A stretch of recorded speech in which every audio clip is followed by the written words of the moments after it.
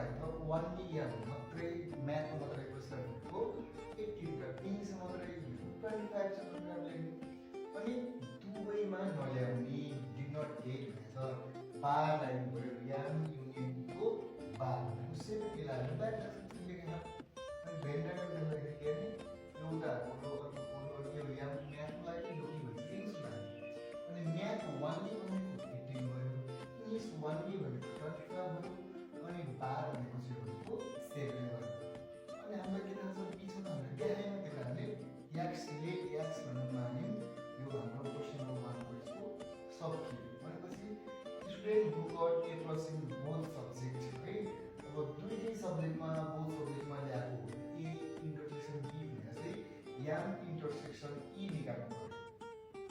त्यसैले हामीले यही फिगरमा लेखेको पर्यो हामीलाई यही फिगर हेर्ने फ्रम भेब्रा याम भन्नु पर्यो हामीले के थाहा छ भन्दाखेरि जम्मा